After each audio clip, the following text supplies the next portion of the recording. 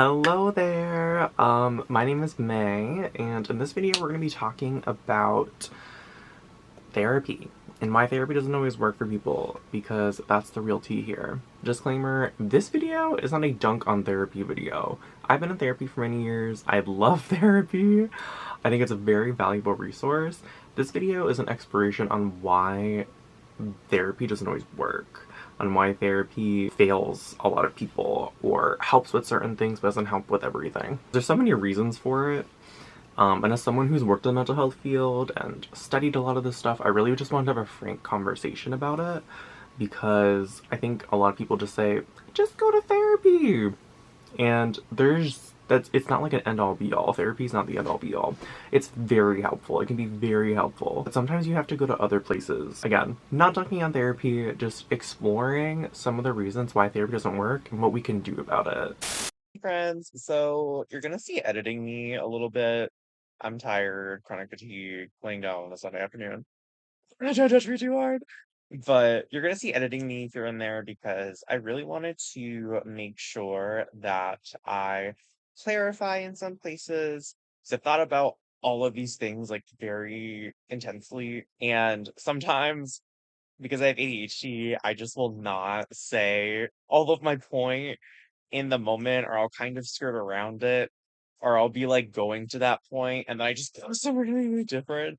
So you're gonna see me every here and there because I just really want to be clear on what I'm saying. And not put things in black and white. So yeah, enjoy and I'll see you there.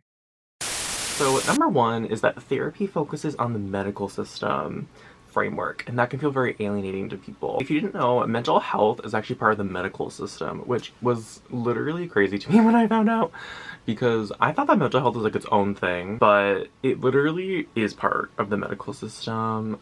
That is where it grew from, started its foundation in. And when we think about the medical system, we think about things that are very much based on like research, right? And like proven theories, evidence-based. That isn't always the case. And that isn't always the end-all be-all, but we'll get there. I think ultimately, mental health doesn't have to be this like big complex thing that only professionals can talk about. Like, we all have a mind, and our health with it is different for everyone. We all have emotions, and our health with our emotions are different for everyone.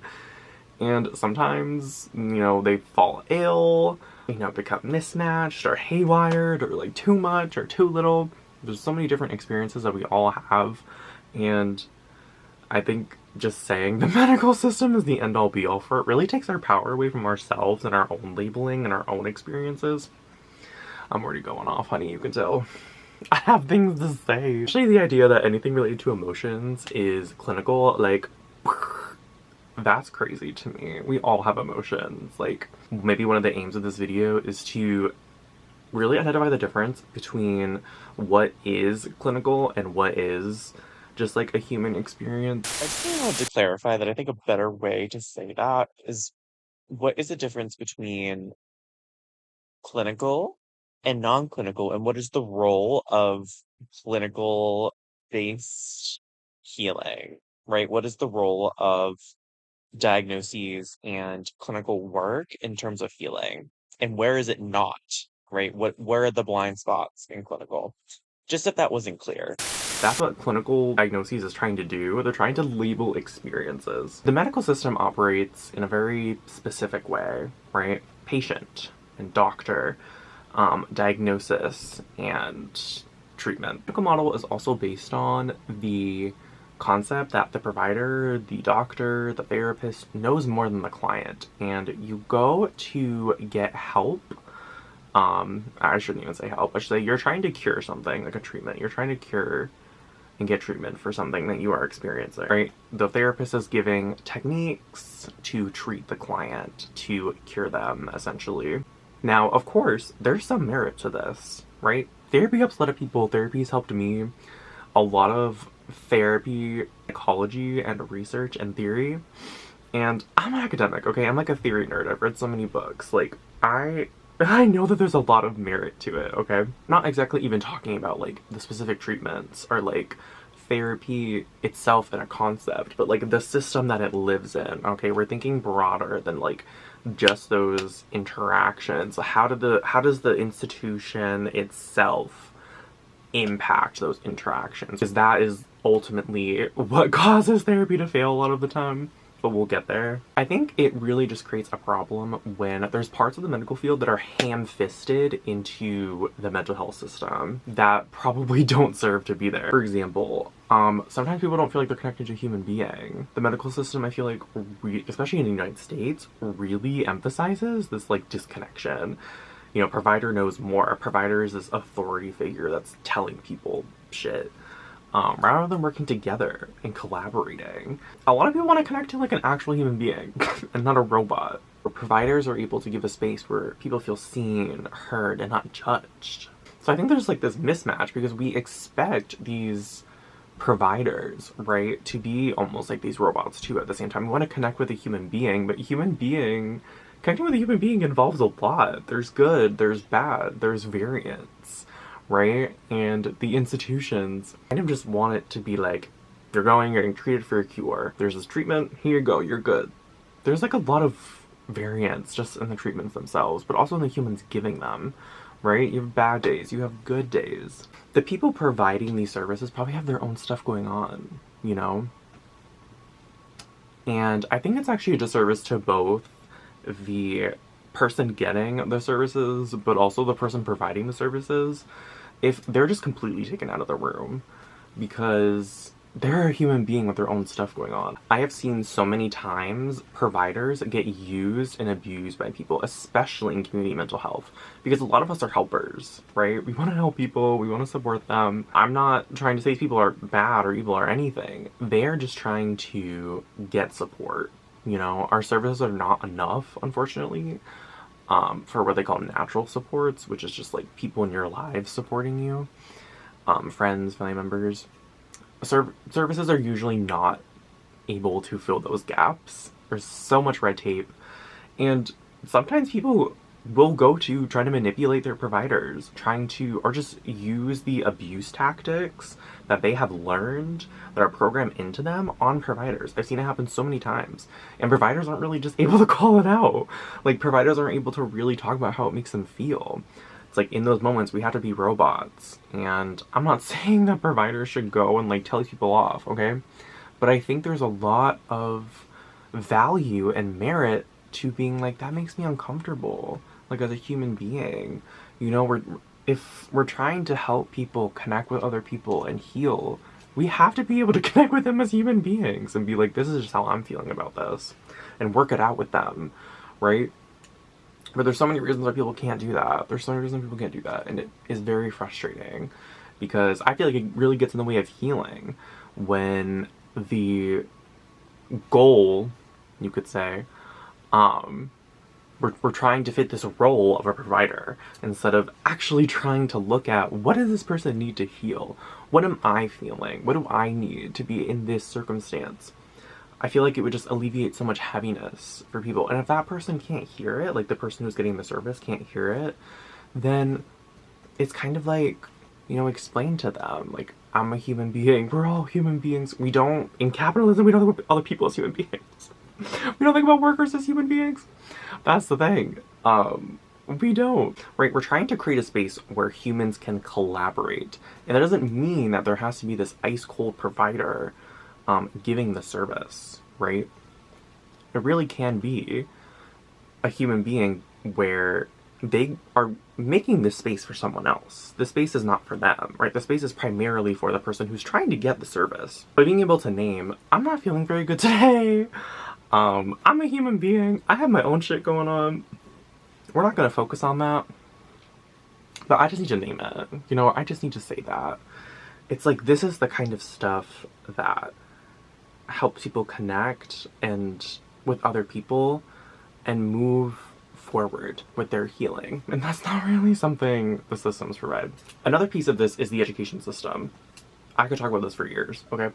The education system for therapy is wild, okay? And just mental health services in general. For example, in some states, you only need a 2-hour certification to provide some behavioral health / mental health services, and they're putting you in the home, and these people are thinking you're experts. On the flip side, there are things that you have to do way too much research and education for in order to provide the service that have nothing to do with the service that you are providing, okay? So that's one thing.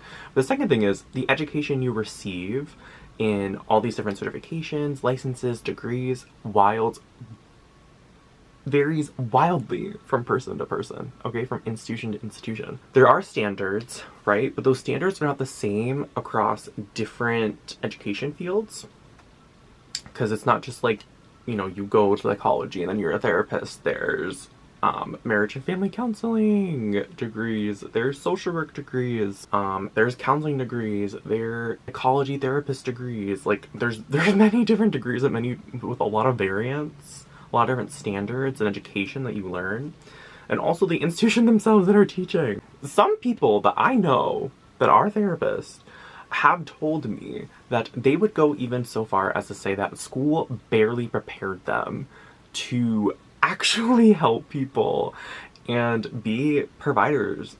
Now, of course, this isn't an all or nothing. There are some things that probably helped them. There are institutions where some of the things you learn are really helpful and are not. I'm sure there's great programs out there, but that's the point I'm trying to make here. There's so much variance. They're not actually teaching you how to do therapy. They're teaching you the legality about it, the theory about it, but not actually how to do the on-the-ground work. What do you do when you have someone in front of you that is dealing with X, Y, and Z? Like, you learn a lot, but then you're like actually in front of people and you're like, wait, what?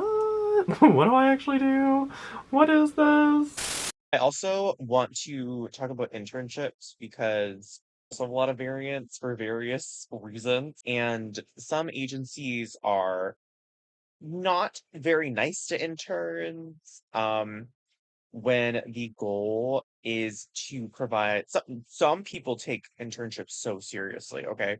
Like people providing an internship, and they'll really teach people things and mentor them and guide them. Other places will just be like, this is free labor, great.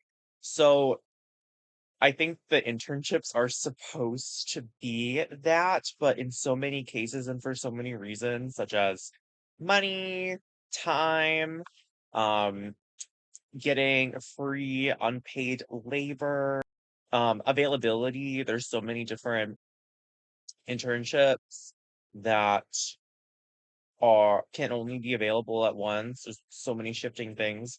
Agencies have to opt in to internship. So it's like there's just so many reasons why someone might not get the internship they want, or might not actually fit, or might not actually be helpful, and yet they still have to do it for this college credit thing, which again takes away from the actual intent, which is supposed to be on the ground learning. Still heated. I'm always gonna be heated about it. All of this. So yeah, just wanted to say that there can be really good things with internships. I have been mentored by some great people, and I'm so grateful for. I searched these people out, or I already worked with them, and I kind of knew exactly what I was getting myself into. Other people are not that lucky or don't know, and they're new, and they could just be getting exploited and have to pay to get exploited. The education system itself is really broken. There are so many people who would make amazing therapists that can't do it because grad school, one, is very expensive, and two, it's very taxing. Oftentimes, it is such a time commitment that you cannot make, or is very hard to make, and you're really not able to take in information and learn. So your program could be fucking amazing, but you're just trying to survive and do the bare minimum because you just want your degree. Let me give you an example. When I started grad school, it was crazy because they told me not to do all the reading that they were assigning. And I was like, what? Well, we're just saying it out loud, everyone. We're just saying it out loud.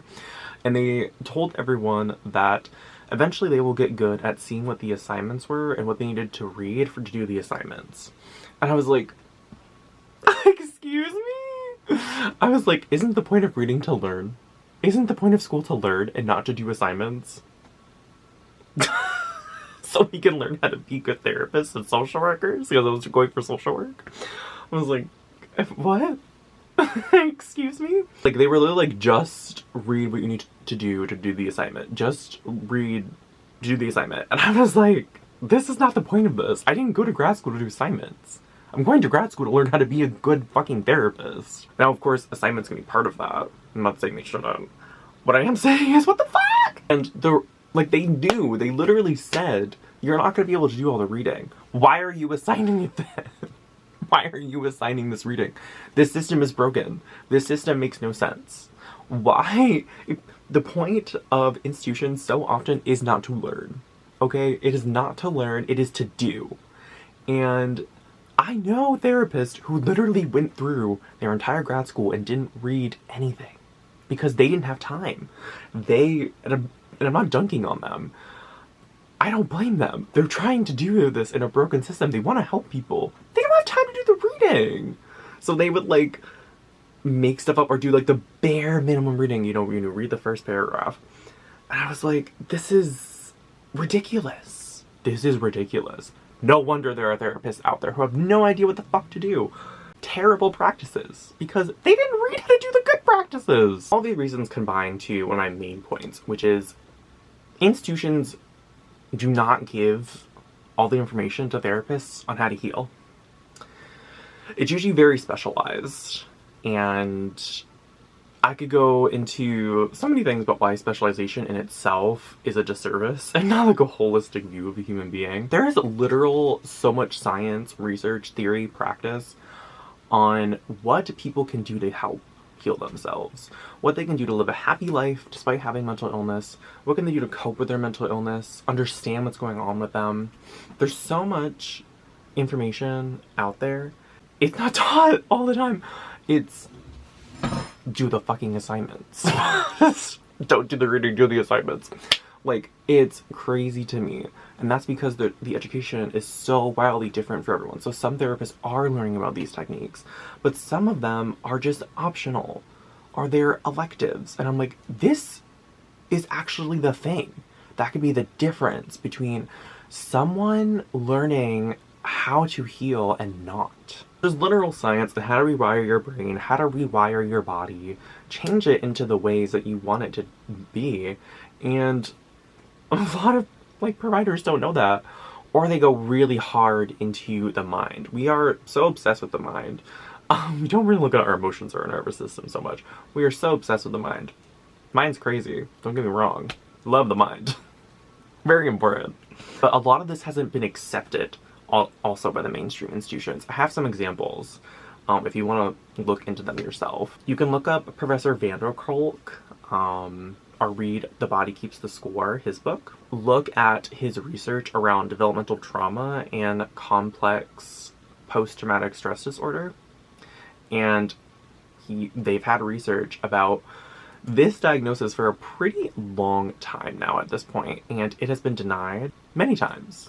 But basically he was trying to get it into the DSM, which is what providers use to diagnose people. Basically, the exact reason's unknown, but he's like, I wonder if it's because of how much money they're making from these specific diagnoses. Or that these specific institutions are giving them a lot of money, and doing this one specific diagnosis would be a little bad for that institution. There's also polyvagal theory about the nervous system and our brains and the flight, fight, freeze response, which I think is really amazing. I really love talking about it with people. I really love talking about it with my clients, as well as the ways that our mind can change and we can mold it, right? And why aren't these things literally taught in all schools? Because it is about money. It is not about teaching providers what is the best way to make people heal.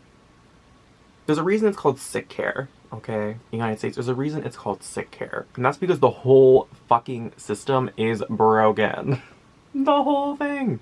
Plenty of therapists that are trying to change the system, that are trying to get different diagnoses in, challenge the even concept of diagnoses, create their own language around mental health experiences.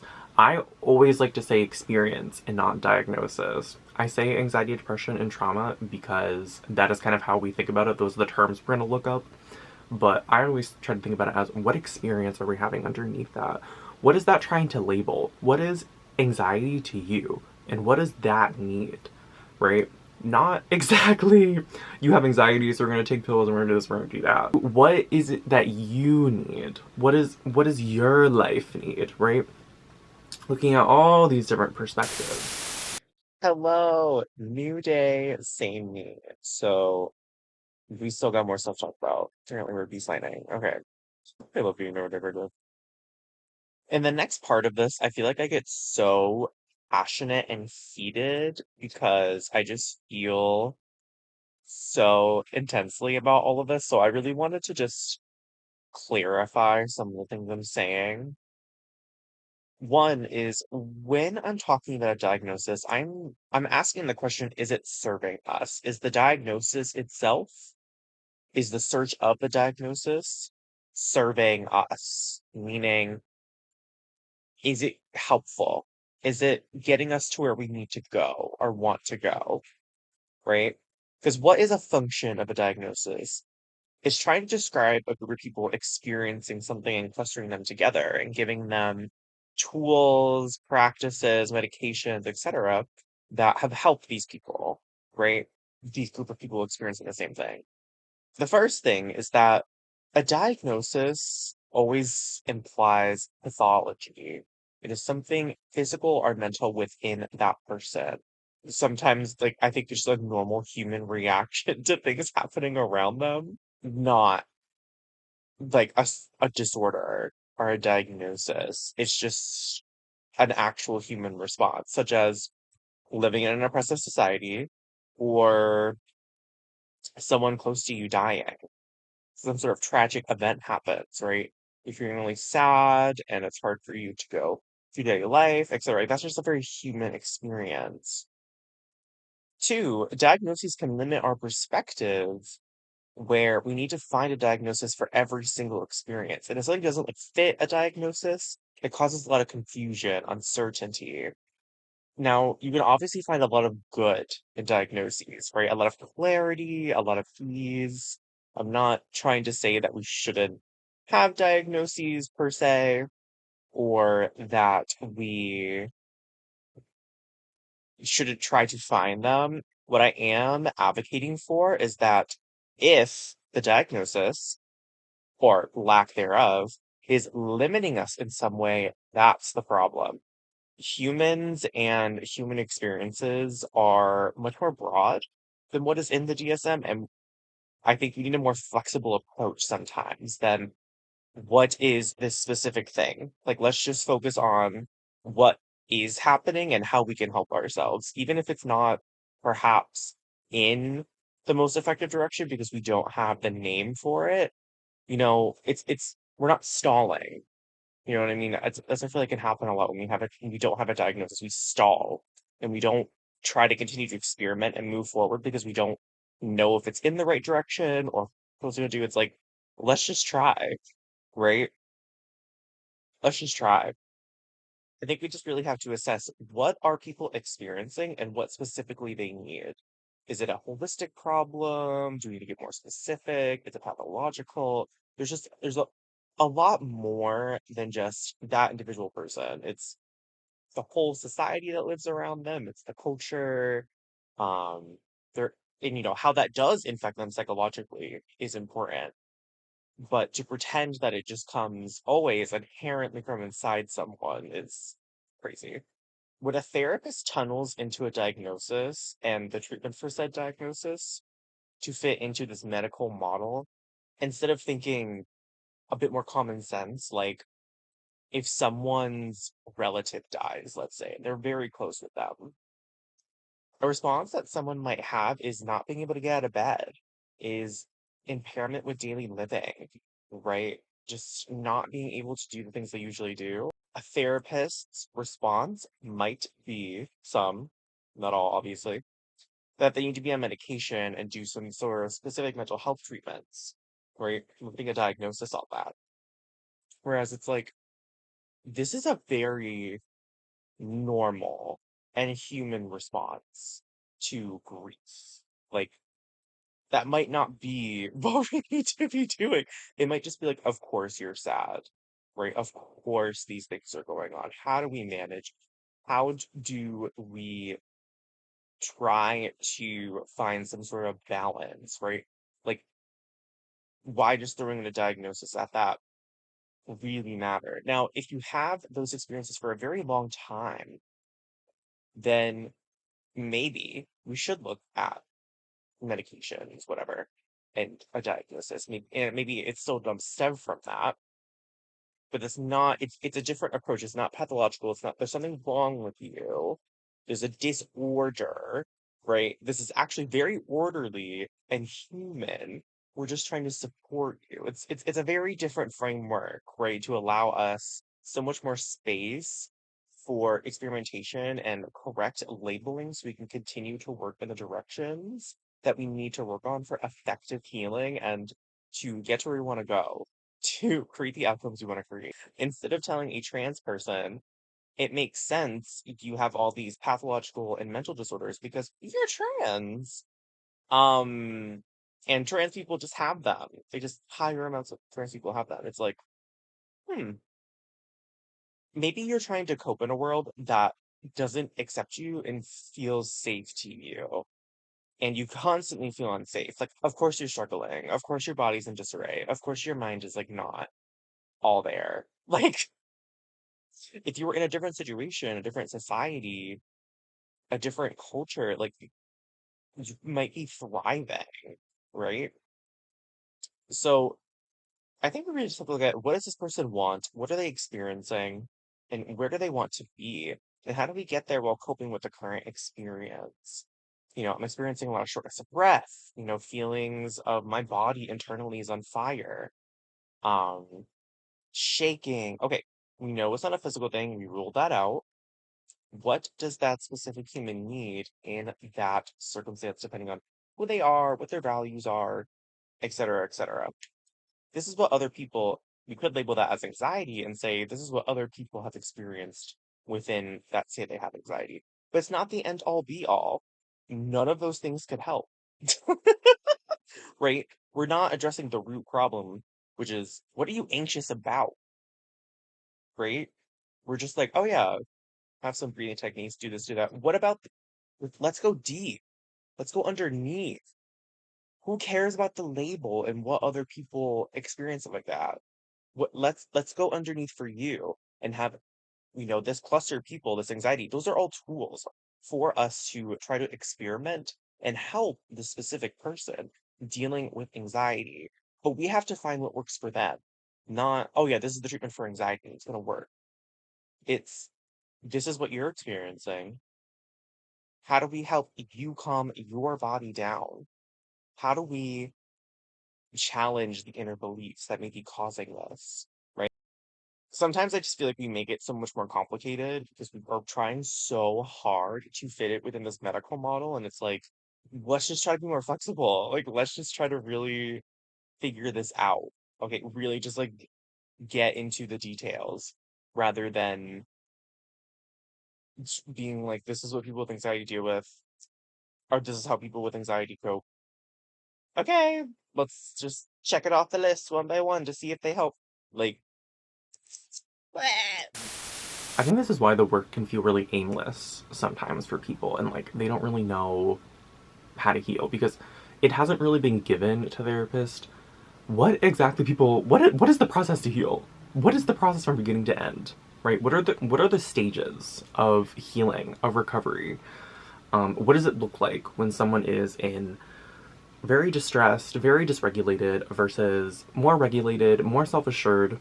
And how do we get them from one place to another? You would think that's what all school would be about, but it's not for some reason, and which is fucking crazy to me. And this work can be long. This work can be tedious. This work can be really hard of trying to live with these really hard experiences that we have and try to help us go into a different place in our lives. Try to help us move things internally. You have to build internal awareness. You have to try different techniques and coping skills. Lifestyle changes, new treatments that come along, drugs if your drugs stop working, or like drugs that you need to try to see if they work at all. You have to keep up with all of these things while trying to live a normal life. It's hard. It's a lot. I feel like it would be such a good service to people if therapists were told, how can you help people see the hope at the end? How can you, if that's what the client needs, if sometimes we just need to sit with people also, that's the thing, and not really try to move them anywhere. But being able to assess that at the same time too. What are the cues that people give you that this is what they need versus that's what they need, right? These are all things they don't teach you about. Last thing I'll say about the medical institutions is that I think the concept of diagnoses are really, I kind of have alluded to this and said it a little bit throughout, but just to really name it, are not the end all be all and can be very disempowering to people. Because it's labeling an experience that is happening internally.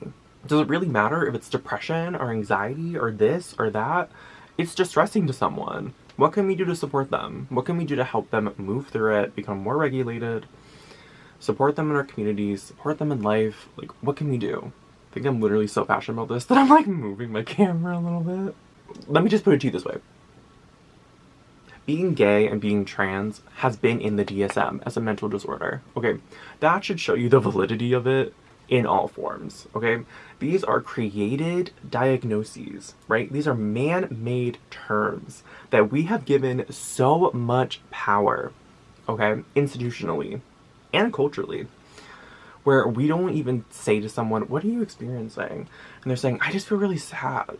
And we don't take them seriously. Like, what is this, guys? What are we doing? What are we doing? Let's support someone. But then you say, I'm depressed. And then people, you know, have thoughts and feelings about that. Or it clicks for people. And they're like, oh my goodness, you're so fucking right. Like, also, in terms of diagnoses, we think of them as like diagnosis treatment, right? And not, what are you experiencing and what do you need? What do you need? What do you need to support yourself? Because then I feel like it's just a lot of, well, this is what people with anxiety often experience. So we're just going to try this. We're going to try that. We're going to try that. It's like a checklist. And you could be working in the totally wrong direction.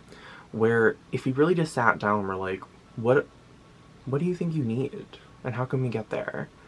And I view the role as now a coach to suggest things to, if that's where the person's at. I have like a whole program about trying to about finding your healing journey.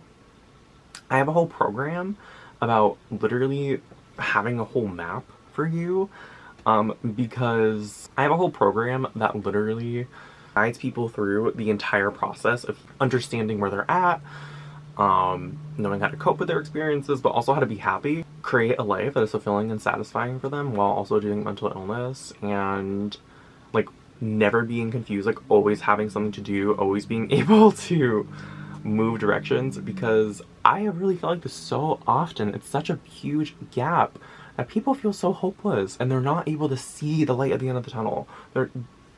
Don't teach therapists, they don't know, or they're not able to say to people, this is what you do when you're stuck, okay?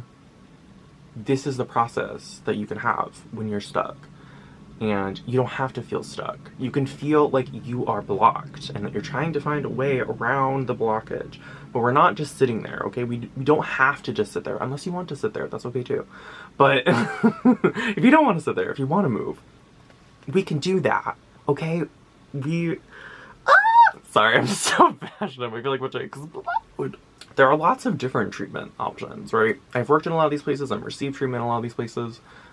There's intensive outpatient therapy. There's outpatient therapy, which probably is a therapy that you're very well known of, which is like one-on-one sessions for an hour, 45 minutes. The intensive outpatient varies significantly. I've been part of ones where it's just 3 hours a week. I've been part of ones where it's like 5 hours a week, 6 hours, 7. There's partial hospitalization, which is like half the day you go to the hospital or you're part of a program. Full hospitalization, residential. There's so many different like options, okay? Here's the thing. They're all about money. Crazy, I know. They're all about money. And they were not designed with the idea of, what do people people need to heal. Diagnoses too. I should have put that in the diagnoses part. But they were not created with the idea of what do these people need in order to heal? And they are not sustained by the idea of what do people need in order to heal? What do they need right now to feel safe and comfortable? It is, how can we bill? If we can't bill for this service, then these people need to go. And we need to bend the knee to the insurance companies in the state, if it's state funded, because that's how we get paid. Not, what is this person? Like, sometimes it literally is jumping through and doing a whole fucking obstacle course. Okay, we're jumping through hoops, we're going through obstacle courses, we're ducking, we're like, just to get something that someone needs on a basic fucking level. Okay? That is fucking ridiculous to me. Okay? This is a place that someone is going to get help, and we're making it worse for them by not giving them something that they need. Some examples to kind of ground this for people, perhaps people have certain stress toys, okay, that they can't use when they're in the hospital. Not all hospitals provide therapy, which is like crazy for me to think about. When I was in the hospital, psychiatrically hospitalized, they wouldn't let me shave. And I was so mad because I was like, guys, if I can't shave my face, I am not gonna go out. Like, this is something I need. This is something I literally need to do, okay? It's like barrier after barrier after barrier. It's never like, what can we do to help? It is, what can we do to make the most money possible and spend the least amount? Okay? This is why everything is part of like billable sessions usually. So this is why people just want you in and out, in and out, in and out. Bill for more, see less. See more, see more. This is why therapists have so many clients. This is why health clinics are to see as many people as possible, because then they get the most amount of money. The system itself, medical, mental, even has roots in like I said, we are going to say that gay people and trans people are medical diagnosis that needs to be treated. That neurodivergence is something that needs to be treated. And we need to give them fucking lobotomies, apparently. That black people have smaller brains compared to white people because of the structure. It's just how it is. It's science. I think this just kind of like blows open like how valid sometimes these things are, because this wasn't just like an, oh, oopsie, we did the wrong thing. This institution was created to make money and assert their power over people. Okay, we all feel it. Okay, we all feel it. It was not created with the intention of, what can we do to support people? What do people who we put this label on, okay, need in order to heal, okay? Many people, a lot of the providers are trying to do that, okay? I am not blaming any, like, people inside the system. I'm mostly blaming the people at the top. And basically the powers that to be, governments, institutions. Basically, these institutions have to bend the knee to get the funding. And we're seeing this in the United States with Trump. Whereas if you say something that he doesn't like, he's gonna take your funding away. That is ridiculous. That's ridiculous. That's not your fucking money. That is our money that we need to support people. I don't give a fuck what you say about funding. Like, this is what I mean. So it doesn't even like keep up with modern mental health research. So it doesn't even give you the basic tools that you might even need to heal, let alone thrive, let alone like, how do I be happy with my life? It has caused so much trauma for people, or just neutral. And sometimes it is what you need. Sometimes you just need to be stable, a stabilizing place. And if it sounds like I'm jaded, it's because I am. Because I have tried really hard to work within the medical mental health system, okay? I feel like this is my, like, thesis. I'm a coach, honestly. I wasn't really trying to make this that, but basically, this is just, like, all of these things that I feel like are ultimately harmful or just prevent us from doing the actual work. Let us just get into the work, y'all. Let us just get into the work. And trying to work within the system as a neurodivergent, queer, trans person was so exhausting, and it burnt me out. And I'm still trying to recover from this burnout and trying to figure out what can I do to support people, you know, because I really do. I really enjoy and value supporting people and really want to help them. And the system itself is so taxing, and that is honestly by design, because it's not made to help people. I'm not done with this yet. I was saving this for the end, but I created this program because I see all of these gaps, and I just I needed to create this, if I'm being honest. I felt like I couldn't do the work that I wanted to do in the mental health system, which is why I am going outside of it. But back to why the mental health system sucks. So those are my main points. If you are struggling, please, please, please, please, please reach out for help. If you are, please, I don't know what that was, but to get support. I think it's a lot like, there's a lot of communities and coaches for like physical health stuff or spirituality, because, you know, the health system or the spiritual industry did not support them in the way that they needed. But you know, and I'm talking about like really, really struggling. You know, if your life is in danger, please reach out to crisis services within your state or government. Don't have the resources to do anything else other than therapy or see your current therapist or get the help that you're getting, please continue to go. I'm not telling you not to. I'm not trying to demonize therapy. I'm saying is these are a bunch of reasons why therapy does not work for everyone, and why it fails people. There's just so much bullshit. I'm just gonna leave the link down below, I guess, to my coaching stuff. I don't even care if you get my coaching or someone else's. Like, I just want you to get the help that you need and get the service that you need, because you deserve that, like, quite genuinely.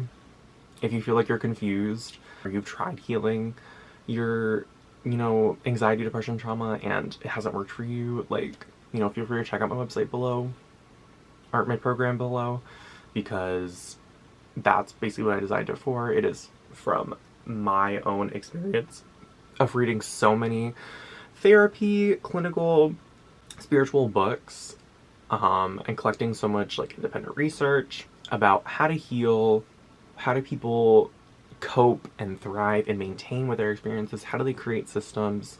They're never really stuck. They're just navigating their internal and external experience. So if any of that sounds interesting to you and you want help, feel free to check out the link. Otherwise, subscribe and like to this channel, because I'm going to be talking about the faults of therapy, but also like what can we do to help and support ourselves when having these experiences. So yeah, if you really like the video, and subscribe if you want to see more. Even turn on the little bell if you want. That would be crazy. And I'll see you in the next one.